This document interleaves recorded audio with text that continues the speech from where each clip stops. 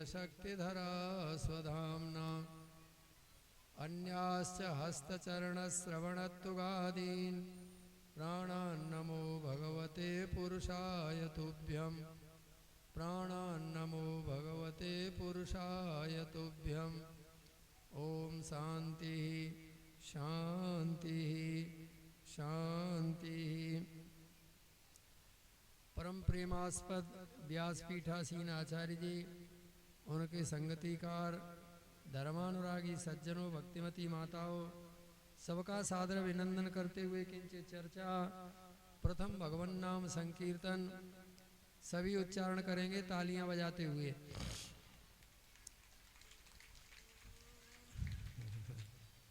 हरे राम राम राम हरे हरे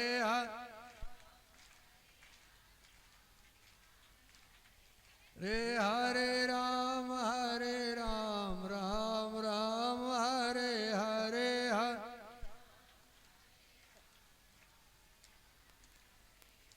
जय जय जय हनुमान गोसाई जय।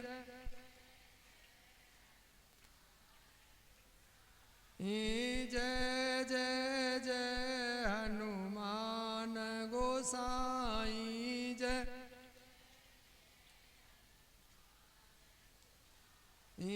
कृपा करो गुरुदेव की नाई कृपा।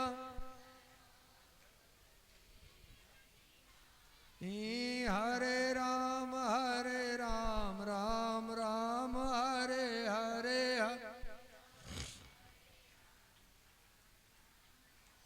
हरे हरे कृष्ण कृष्ण कृष्ण हरे हरे हरे।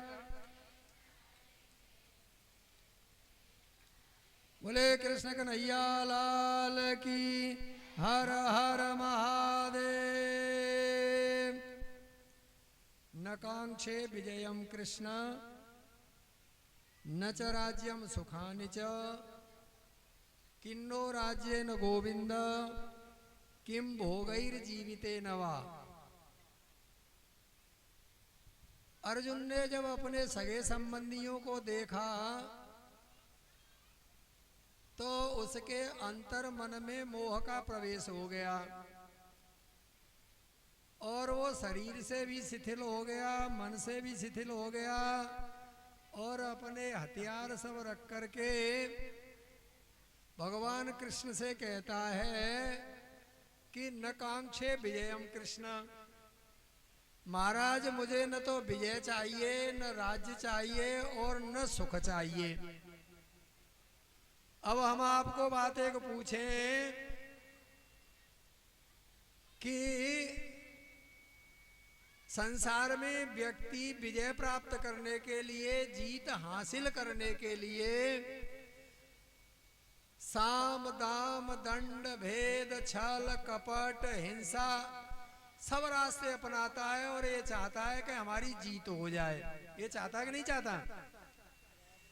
अभी चुनाव चल रहे हैं, जो लोग एसी कमरे में से निकलना पसंद नहीं करते वो भी अपनी जीत के लिए पब्लिक के सामने हाथ जोड़ करके पसीना बहा रहे हैं कि नहीं बहा रहे?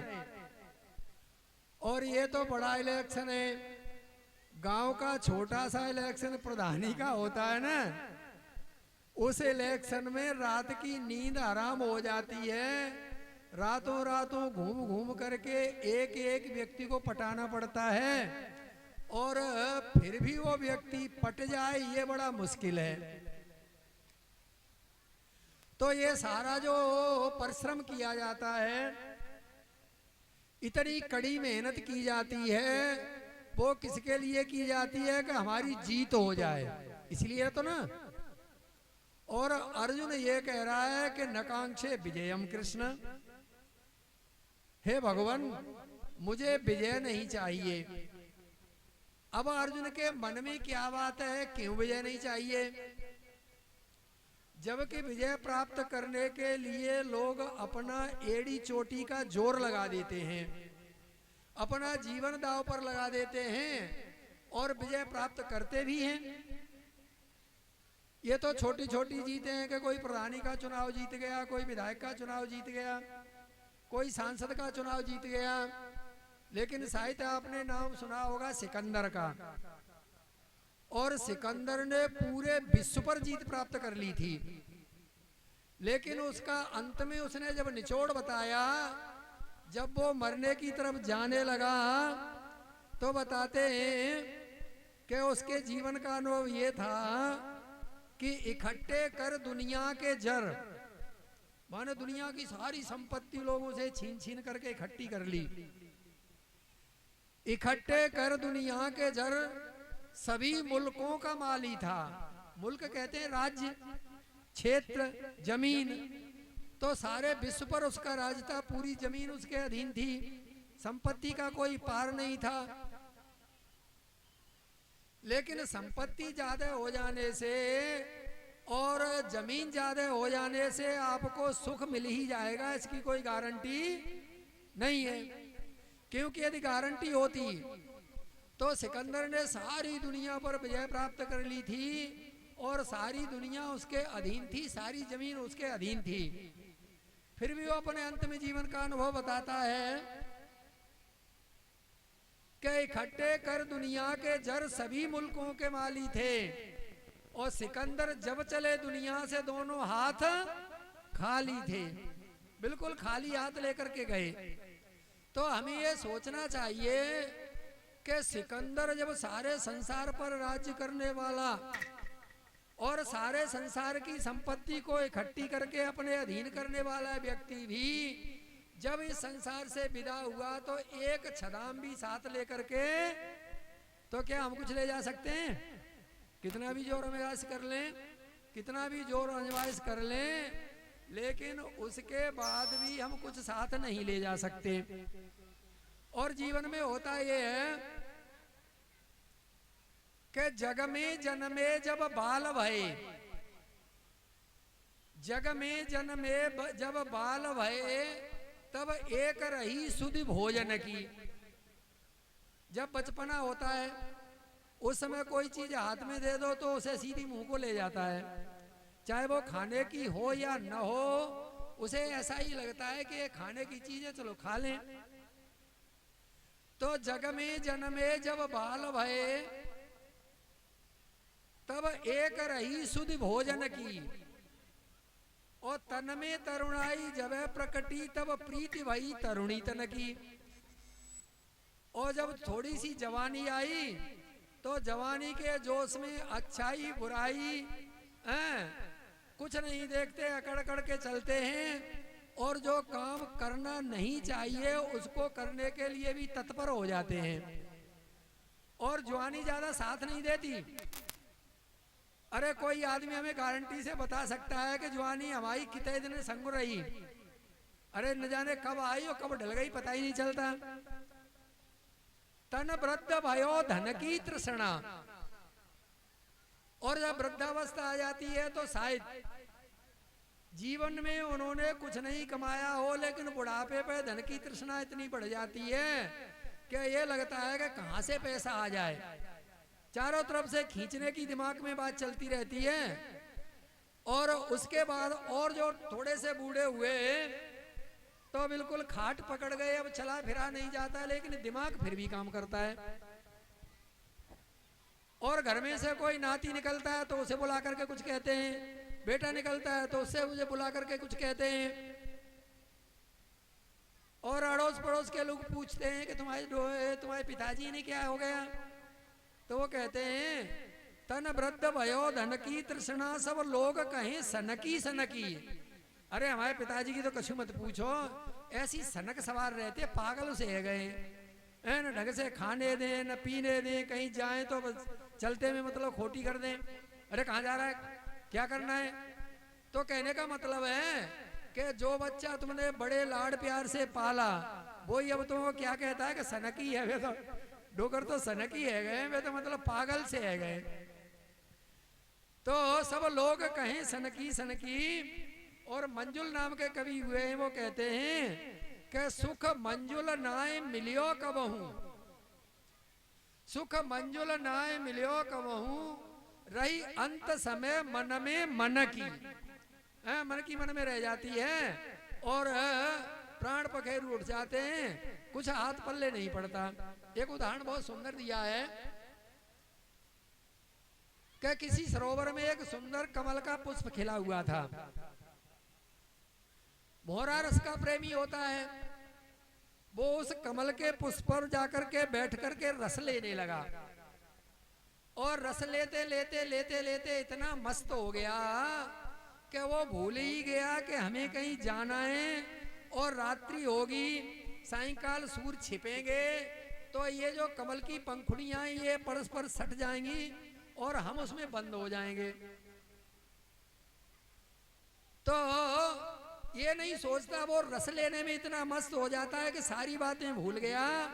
और किसी कवि ने कहा है कि पंकज कोश में भ्रंग फंसो, पंकज कोश में भ्रंग फंसो, कर रहो अपने मन में मनसूबा।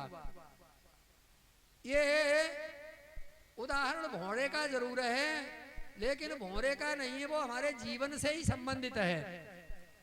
तो वो कह रहे हैं कि पंकज कोश में भ्रंग फंस्यो, कर रहो अपने मन में मनसूबा। वो कमल के पुष्प में फंसा हुआ जो भौरा है, रात्रि को पंखुड़ियां इकट्ठी हो गई, उसमें बंद हो गया और बंद हो गया तो उसमें विचार कर रहा है कि होवेगा प्रात उगेंगे दिवाकर।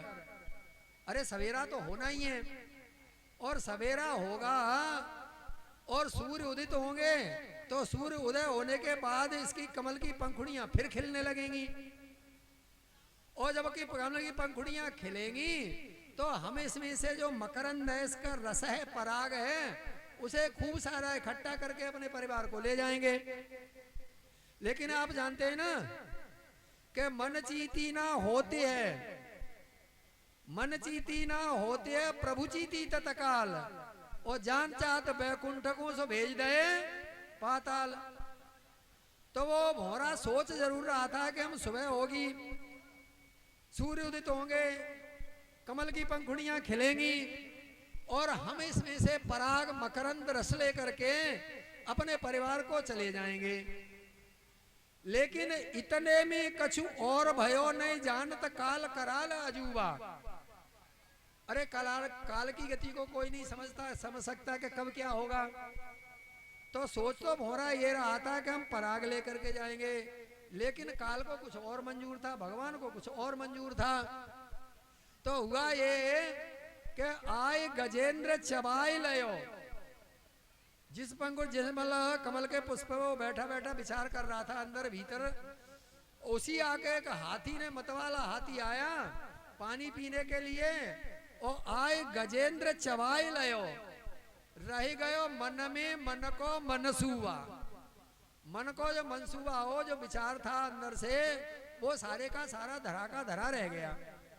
इसका मतलब यही है कि हम जी अपने मन में विचार बनाया करते हैं कि ये करेंगे, ये करेंगे, ये करेंगे, और एक दिन काल ऐसे आके झपट्टा मारता है कि वो सारे के सारे विचार, सारे की सारी योजनाएं, सारे की सारी जो प्लानिंगें हैं, वो सब ज्यों की त्यों धरी की धरी रह जाती हैं। तो अर्जुन यह कह रहा है ना कि नकांक्षे विजयम कृष्ण। महाराज में विजय की बिल्कुल इच्छा नहीं करता। अब आप सोच रहे होंगे कि अर्जुन का आखिरकार दृष्टिकोण क्या था, क्यों विजय नहीं चाहता था। जबकि कोई भी क्षत्रिय जब युद्ध भूमि में जाता है तो अपनी विजय की आशा लेकर के ही तो युद्ध भूमि जाता है ना। कोई हथियार लेकर के ये तो नहीं चाहता कि हमारी हार हो जाए। या तो ये चाहेगा कि जो विवेकवान हो या बिल्कुल परमहंस, जिसे संसार से कोई लेना देना नहीं है, वह उसके मन में न जीत की इच्छा है और न हार की इच्छा है। न उसे लाभ से मतलब है, न हानि से मतलब है, न जय से, न पराजय से, न सुख से, न दुख से। सुख दुखे समय कृत्वा लाभा लाभौ जया जयौ ततो युद्धा युज्यस्व नैवं पापम अवाप्स्यसि। भगवान कृष्ण आगे कहेंगे भी कि जब हानि लाभ जय पराजय सुख दुख आदि सबको समान समझ करके तू युद्ध करेगा तो युद्ध में होने वाली जो हिंसा होगी उससे जो पाप की प्राप्ति होने चाहिए वो जो तो ये किंचित मात्र नहीं होगी, क्योंकि समत्व में कोई स्थान ही नहीं रहता मतलब पाप का। तो अर्जुन यद्यपि प्रारंभ में विजय की इच्छा लेकर के उतरा था, लेकिन जब हृदय में मोह का संचार हुआ, अंतःकरण को मोह ने घेर लिया, तब वो ये कह रहा है कि मैं विजय नहीं चाहता। तो यहाँ ऐसा नहीं था कि अर्जुन को विवेक हो गया हो, क्योंकि विवेक तो अभी होना बाकी है। भगवान ने अभी तो वाणी खोली ही नहीं। अरे भगवान तो आगे दूसरे अध्याय के 11वें श्लोक से कुछ कहना प्रारंभ करेंगे, और अर्जुन की बात तो ये अभी प्रारंभ में पहले ही अध्याय में है। तो अर्जुन जो ये चाह रहा है कि मैं विजय की बिल्कुल इच्छा नहीं करता, इसका मतलब ये नहीं है कि उसने सत्य और असत्य को ठीक ठीक समझ लिया है। उसने ये नहीं समझ लिया कि संसार में जितने भी चींटी से लेकर के ब्रह्मा के शरीर पर्यंत जितने भी मनुष्य, पशु, पक्षी, देवता,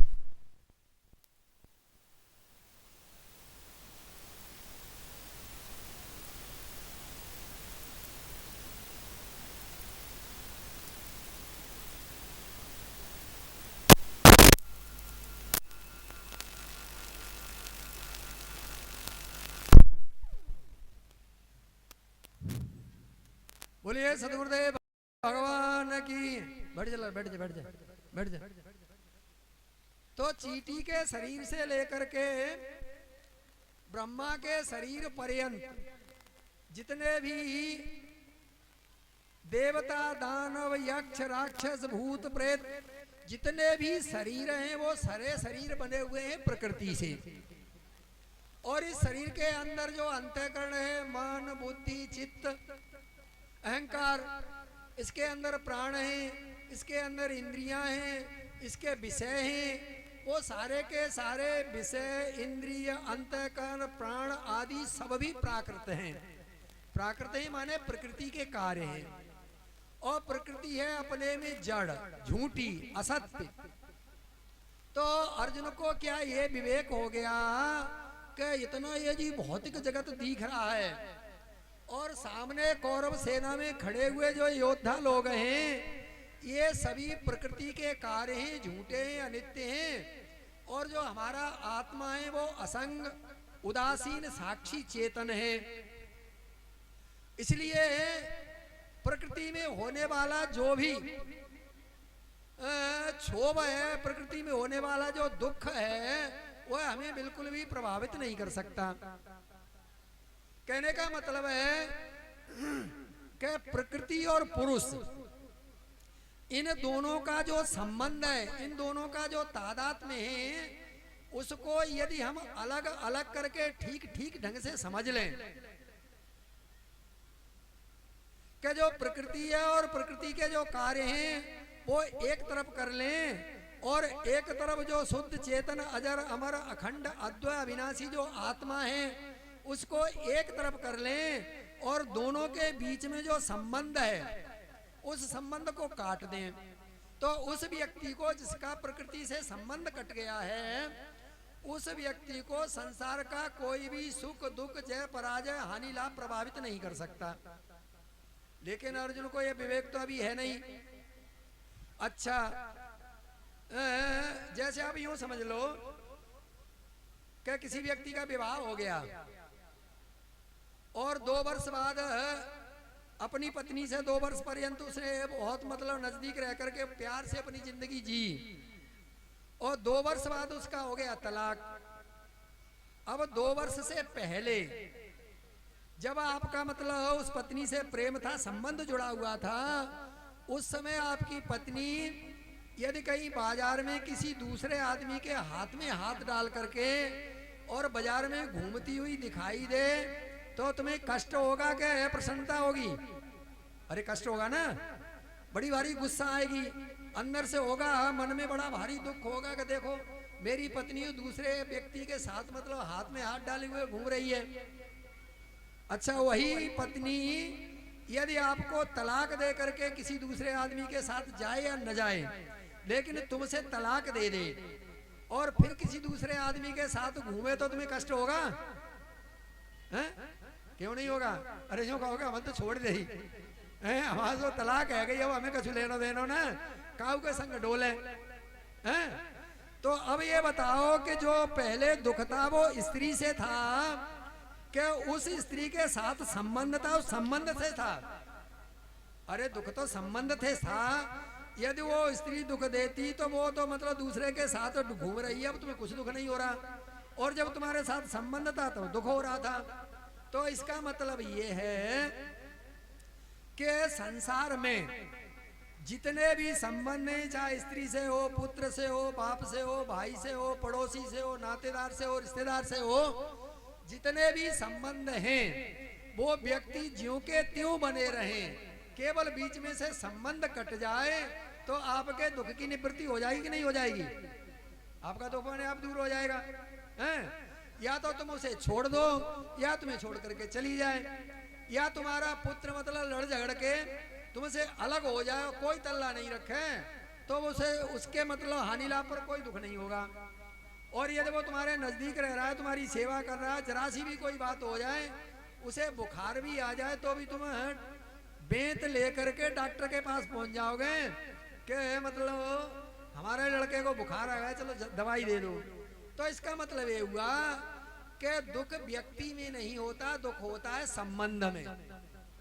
और सांख्य दर्शन का ये सिद्धांत है कि प्रकृति और पुरुष, इन दोनों का जो तादात्म्य है, इन दोनों का जो संबंध है, वो बीच से संबंध कट जाए तो फिर पुरुष अपनी पूरी मस्ती में रहेगा, अपने सुख में रहेगा, उसे प्रकृति का कोई भी सुख दुख प्रभावित नहीं करेगा।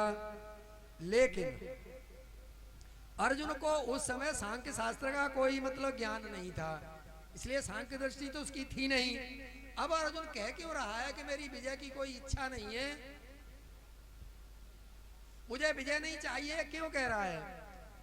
यहां अर्जुन के मन में बात यह है, वो विजय यूं नहीं चाह रहा, वो राज्य यूं नहीं चाह रहा, वो सुख और भोग यूं नहीं चाह रहा कि उसे ये तो सामने दिखाई दे रहा है, वो हम आप सबको दिखाई दे रहा है, वो इसे दिखाई दे रहा है कि ऐसा मर्थे कांक्षितम नो राज्यम होगा सुखानि च। जिन अपने सगे संबंधियों के लिए, जिन अपने बेटा बेटी और भाइयों के लिए मैं इतना बड़ा युद्ध लड़ रहा हूं और विजय की इच्छा कर रहा हूं, और वही लोग युद्ध में खड़े हैं। अब युद्ध में जाने वाला जो व्यक्ति है, हथियार लेकर के खड़ा है, उसके जीवन की कोई गारंटी है क्या कि वो जीवन में वो युद्ध में बचेगा ही क्या? हैं? तो ऐसा मर्थे कांक्षितम नो, जिनके लिए मैं धन चाह रहा हूं, जिनके लिए मैं भोग चाह रहा हूं, जिनके लिए मैं राज्य चाह रहा हूं, जिनके लिए मैं विजय चाह रहा हूं, उनका कोई भरोसा नहीं है कि युद्ध में ये बचेंगे या वीरगति को प्राप्त हो जाएंगे। और जब अपने सगे संबंधी ही वीरगति को प्राप्त हो गए तो सबके मरने के बाद राज्य मिला, धन मिला, भोग मिले, तो उनसे क्या लाभ? हम आपको बता दें एक बहुत आपके जीवन संबंधी बात, कि मान लीजिए आपका भरा पूरा परिवार है, आपके 2 बच्चे, बहुएं, नाती हैं, और सारा भरा पूरा परिवार है, और कोई आकर के और गरीबी में जीवन जी रहे हो, गरीबी में जीवन जी रहे हो, लेकिन परिवार बहुत है, और कोई यूं कहे कि हम तुमको बहुत बढ़िया कोठी बनवा देंगे, तुम्हारे घर में कोठी में सारी सुविधाएं करवा देंगे, तुम्हें मतलब बढ़िया सी नौकरी देंगे, तुम्हें 1 लाख रुपए महीना मिला करेंगे, ऐसा करो तुम अपने सारे परिवार को मार दो तब हम ये देंगे। तो तुम परिवार को मारने के लिए राजी हो जाओगे क्या? भाई तो हम कहना चाह रहे हैं ना कि जब परिवार ही चला गया, जब परिवार ही चला गया तो संपत्ति को होगा क्या? इसलिए अर्जुन ये कह रहा है कि महाराज न तो मुझे राज्य चाहिए, न विजय चाहिए, न भोग चाहिए। अरे जिनके लिए मैं भोग, राज्य, विजय, सुख आदि चाह रहा हूं, उनका कोई भरोसा नहीं है कि इस युद्ध में बचेंगे या नहीं बचेंगे। तो अच्छा कदाचित बच भी जाएं और बचने के बाद यदि टूट फूट गए तो मान लो कोई लंगड़ होगा, को लू लगेगा कि टांग कट गई और उनकी सेवा ही करनी पड़े और वो बचे तो मालूम पड़े कि हाँ ये पड़े लेकिन उनको चलने की सामर्थ्य नहीं, फिरने की सामर्थ्य नहीं, खाने की सामर्थ्य नहीं, तो उनका जीवन है। उससे आपको सुख मिलेगा कि हमारा बेटा है, बजाय दुख के सुख तो मिलना नहीं। तो कहने का मतलब ये है कि अर्जुन का वहां दृष्टिकोण ये है कि इस युद्ध में ये कोई पता नहीं है कि हमारा होगा क्या, इसलिए वो युद्ध से हटना चाहता है। दूसरी बात ये है कि वो ये सोचता है कि ये सामने वाले तो आताताई हैं और ये अधर्मी अन्याय पर चलने वाले हैं और इन्हें जब हम मारेंगे तो इनको मारने के बाद हमें पाप की ही प्राप्ति होगी, कोई पुण्य तो मिल नहीं सकता। यद्यपि शास्त्र ऐसा नहीं कहता। शास्त्र का वचन ये है कि जो आतताई होता है ना, आतताई होते हैं 6 प्रकार के। अग्निदो गर्दश्चैव शस्त्रपाणिर्धनापः क्षेत्रदार अपहरता च सड़ेते आततायना। ये होते हैं 6 जो दूसरे के खेत को छीन लें, दूसरे की संपत्ति को छीन लें, हाथ में हथियार लेकर के अकारण नहीं लड़ने के लिए राजी हो जाएं, दूसरे के घर में आग लगा दें, दूसरे को जहर दे दें। तो इस तरह के जो लोग होते हैं उन्हें कहते हैं आताताई। और भागवत जी में ये कहा गया है कि आताताई वधारणा, आताताई को मारने में कोई भी पाप की प्राप्ति नहीं होती। लेकिन अर्जुन के मन में ये है कि भले ही आताताई है लेकिन ये तो हमारे संबंधी, हमारे भाई, कोई चाचा है, कोई ताऊ है। क्योंकि इस महाभारत के युद्ध में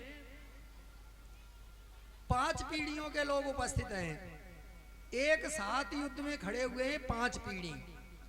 हम आपको बता दें, भीम का पुत्र घटोत्कच, अर्जुन का पुत्र अभिमन्यु और इरावान और द्रौपदी के 5 पुत्र, एक पीढ़ी हो गई। अब इसके बाद स्वयं 5 पांडव, दुर्योधन, दुशासन आदि दूसरी पीढ़ी हो गई। इसके बाद अब आप तीसरी पीढ़ी पर दृष्टि डालें तो तीसरी दृष्टि पर जो विदुर आदि थे वो अलग हो गए, लेकिन उस समय एक ही व्यक्ति था जिसका नाम था भूरिश्रवा, वो तीसरी पीढ़ी में आता है। और उसके बाद आता है चौथी पीढ़ी में सोमदत्त, और बाल ही की 5वीं पीढ़ी में आते हैं। क्योंकि जो प्रतीप नाम के राजा थे उनके 3 पुत्र थे, शांतनु, बाल्मीकि और देवापी। तो बाल्मीकि भी उस युद्ध में है, उनका लड़का जो सोमदत्त है वो भी मतलब उस युद्ध में है, उसका नाती भूरिश्रवा युद्ध में है, और चौथी पीढ़ी पे अर्जुन आदि आ गए और 5वीं पीढ़ी पे अभिमन्यु आदि आ गए। तो 5 पीढ़ियों का युद्ध हुआ है एक साथ। तो अर्जुन को ये मन में है कि इन 5 पीढ़ियों में भले ही आताताई हो लेकिन आखिरकार हैं तो अपने ही, और अपनों को मारने समय पाप की प्राप्ति होगी, इसलिए वो युद्ध में नहीं जाना चाहता। और भगवान कृष्ण ये चाहते हैं कि ये इस युद्ध में प्रवृत्त हो। आगे वो एक बहुत बड़ी बात कहता है कि स्त्रियां दूषित हो जाएंगी, स्वर्ग में गए हुए जो हमारे पितर नरक में चले जाएंगे, क्योंकि वर्ण संकर संतान उत्पन्न होगी, उन्हें कोई पानी देने वाला और श्राद्ध तर्पण आदि करने वाला नहीं रहेगा। तो ऐसी स्थिति में हमें पाप की ही प्राप्ति होगी। और इस तरह से वो सारी दलीलें, सारी तरकीं देख करके भगवान को दे करके भगवान से ये कहना चाहता है कि युद्ध करना किसी भी स्थिति में अच्छा नहीं है। अब आगे जाकर के दूसरे अध्याय के 11वें श्लोक से भगवान श्री कृष्ण अर्जुन को समझाना प्रारंभ करते हैं। तो जो हमारे वैष्णवाचार्य हैं और हमारे कुछ मतलब वेदांती हैं, उनमें थोड़ा फर्क है। जो मतलब वेदांती सन्यासी और उदासीन महात्मा लोग हैं वो तो ये मानते हैं कि गीता की शुरुआत होती है गीता अध्याय 2 के 11वें श्लोक से, और वैष्णव मानते हैं कि 7वें श्लोक से होती है, दूसरे अध्याय के 7वें श्लोक से। कार्पण्य 265 स्वभावा प्रक्षामितम धर्म सम्मूढ़ चेता, यहाँ से प्रारंभ मानते हैं। लेकिन अब अपनी अपनी मान्यताएं, अपनी अपनी सोच है। और गीता कोई ऐसा ग्रंथ नहीं है। आचार्य जी अब आ जाओ, फिर मतलब कथा और होगी, अब हम प्रवचन अपना बंद करेंगे, अब आ जाओ। तो कहने का हमारा मतलब है कि गीता एक ऐसा ग्रंथ है जो विश्व की समस्त भाषाओं में जिसका अनुवाद हुआ है, और अपने अपने दृष्टिकोण पर किसी ने अनासक्ति योग, किसी ने भक्ति योग, किसी ने अलग अलग नाम दे करके गीता के विषय में विचार किया है। और उसी ढंग से कोई तो कर्म के लिए, कोई ज्ञान के लिए, कोई भक्ति के लिए गीता का सिद्धांत मानते हैं। तो गीता के दृष्टिकोण अनेक हो सकते हैं, अपने अपने विचार के हिसाब से। इन बात पर चर्चा कल करेंगे। बोलिए सद्गुरुदेव भगवान की।